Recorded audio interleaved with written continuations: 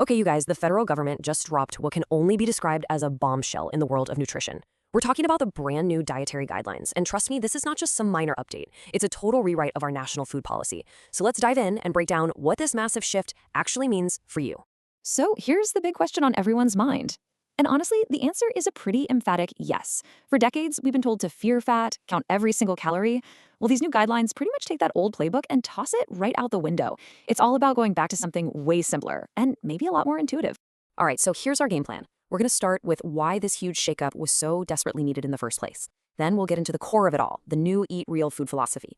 After that, we'll see how the guidelines are basically declaring war on processed foods and, this is the big one, how they've completely reimagined fats and protein. And finally, we'll take a hard look at how all this stacks up against what most Americans are actually eating. So first things first, why such a drastic change? Why now? Well, to be blunt, the old rules just weren't working. For decades, we followed the advice, but chronic disease rates just kept going up and up. It was pretty clear that we needed a totally new approach.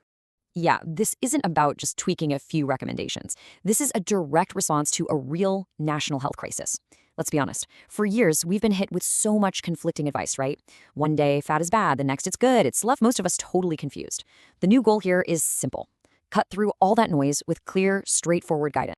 So what's the new secret sauce? What's the simple solution they came up with? Well, it all boils down to a super simple 3-word mantra that is now at the absolute heart of these new guidelines. Eat real food. Seriously, that's it. It's that simple. The guidelines are defining real food as anything that's whole, natural, and packed with nutrients. So it's not about counting macros anymore. It's about looking at the source of your food. The big question is, did this come from a farm or did it come from a factory? And wow, this slide right here says it all. Check out the new inverted food pyramid.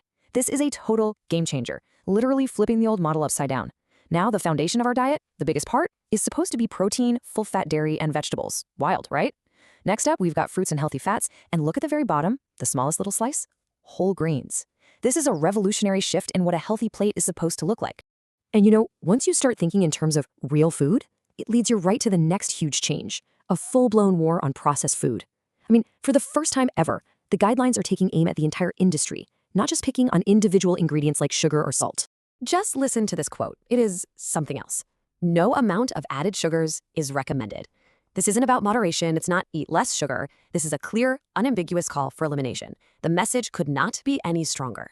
And they get really specific, calling out everything from the obvious stuff like chips and soda to things many of us eat every day, like white bread and breakfast cereals.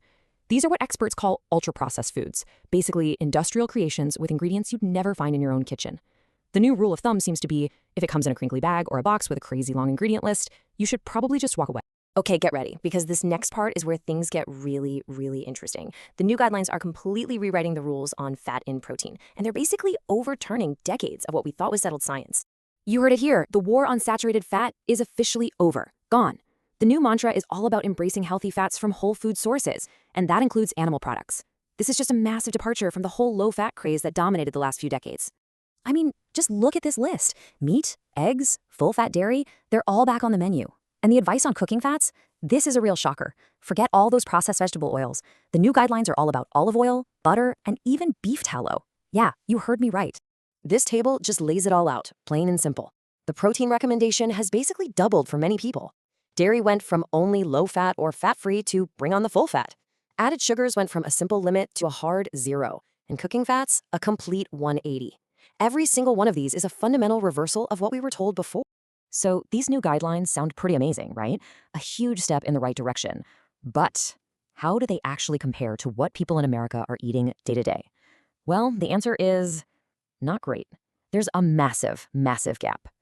This chart is a real wake-up call.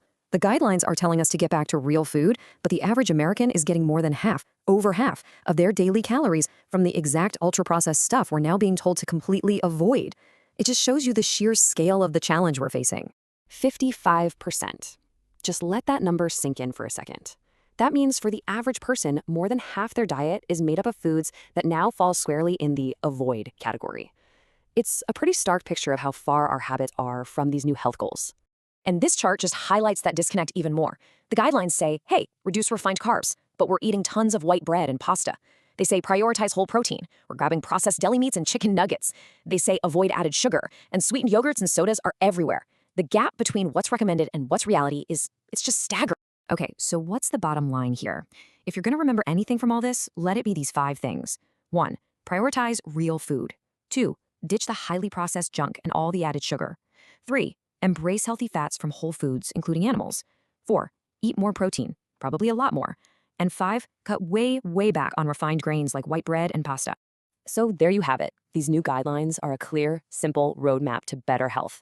The science has shifted, the recommendations have followed. The only real question left is, will we actually change what's on our plates?